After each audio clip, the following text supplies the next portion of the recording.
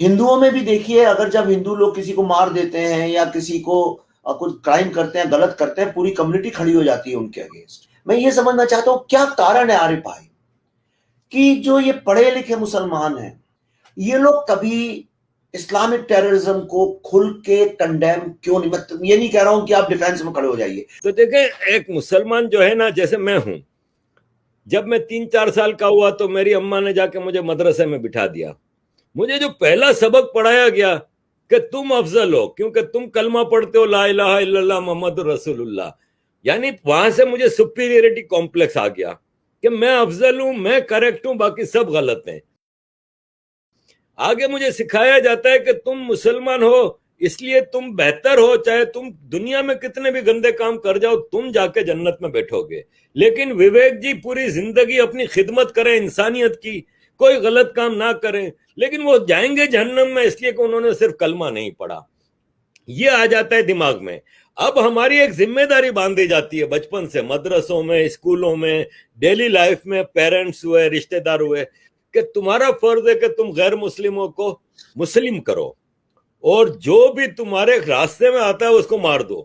تو آپ کنڈیم کرنے کی بات کرتے ہیں، ان کا بس چلے تو یہ سارے مسلمان تلواریں لے کے نان مسلموں کا قتل کریں، کہ شریعت گلوبل ہے اور یہ پوری دنیا میں ایک دن لاگو ہوگی۔ جب یہ مائنڈ سیٹ ہو،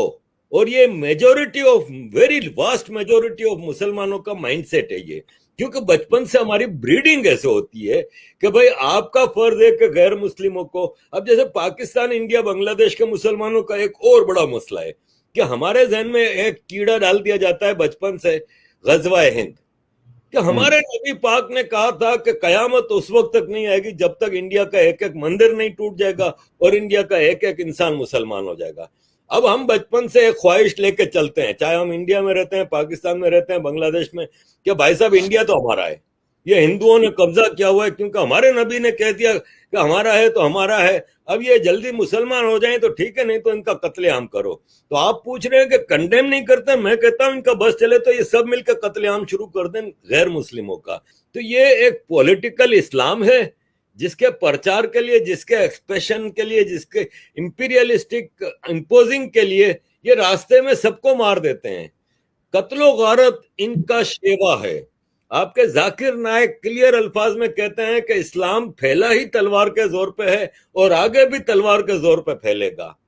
یہ ان کا مائنڈ سیٹ ہے، اس میں یہ کنڈیم تو کر نہیں سکتے، چاہے آپ امریکہ میں پڑھے لکھے جو مسلمان ہیں،